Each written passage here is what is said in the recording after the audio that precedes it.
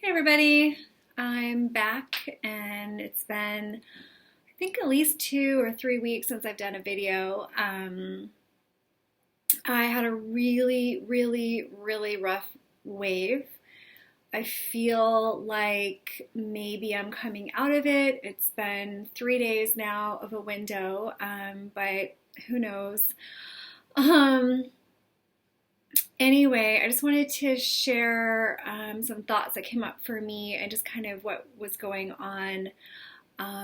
So, yeah, I took the supplements that kind of set me back a little bit and put me in a wave several weeks ago.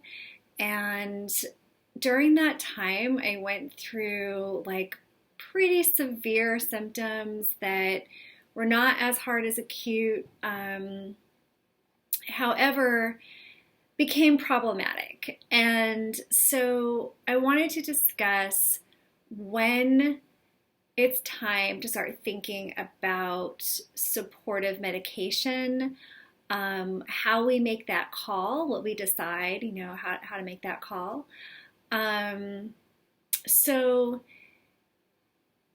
I got to a level of pain, of physical pain with nerve pain. So nerve burning, all kinds of nerve pain, bad stuff. That I started to feel like I didn't know if I was going to be able to cope, like my threshold, my pain tolerance.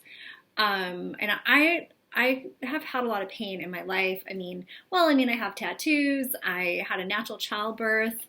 I've been through acute, several times. I've been through acute. I've had severe pain, like the beginning of the antibiotic setback. I felt like I had been lit on fire by gasoline. I laid on ice for 6 weeks. I've been through a lot of pain. And this last wave, I went back into a tremendous amount of pain and was using my coping tools and everything that I know how to do.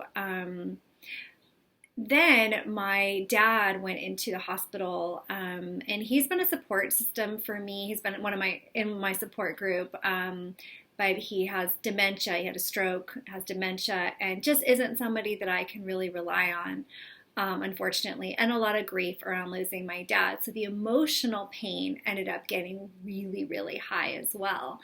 And I had gone through some time of not sleeping, so some big insomnia, which thankfully it has resolved.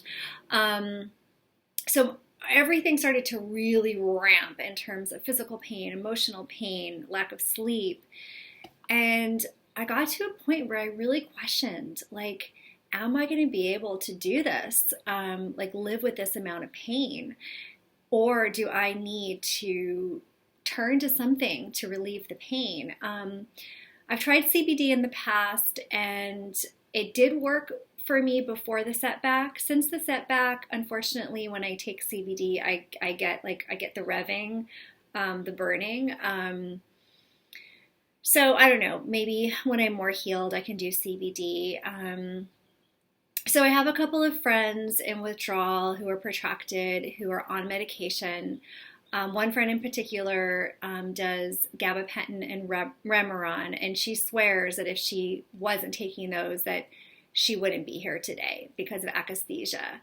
And she is fairly functioning, still has a lot of symptoms, but functions, fairly well in her life. I know some other people who have taken medications like Seroquel for sleep, gabapentin, trazodone. I know people who are on a lot of different medications and they use them to help them cope.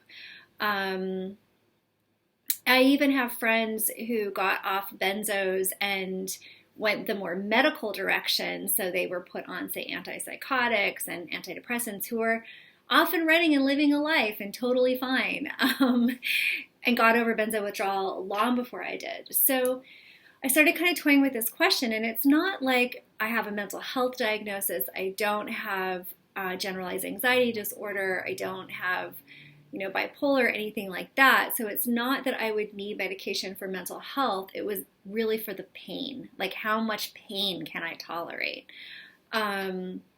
So it became kind of an inquiry process, and it's not that I'm somebody who jumps to taking substances. I think about it, I inquire about it, I talk about it, I toy with it, but I would never have come to that query if I hadn't been in extreme pain because I, I don't want to rock the boat anymore, and I don't want to mess around with my neurotransmitters anymore.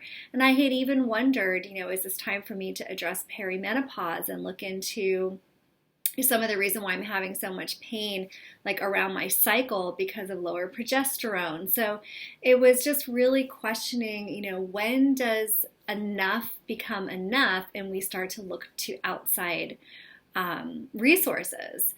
And again, that could be acupuncture. I mean, it just is really like, when do I need to start to look into something else? And I just want to say that, I wonder sometimes in the benzo community about being so anti-medication, and we lose a lot of people, unfortunately. I wonder sometimes, like, and I understand that we don't want to take anything to make it worse, and I wonder if some of the people that we lost, if they had tried one last ditch effort before,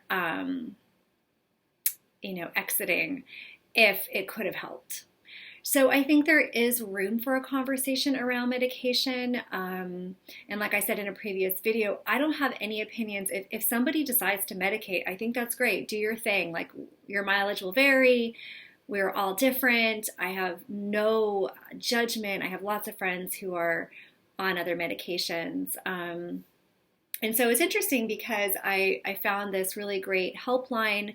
I started to call, and I started to get the emotional support that I really needed, and I saw a therapist today. So I think for me, it's a lot of emotional support that I need, especially with my dad in the hospital. And he's in Canada, so I can't go visit. That's the other thing.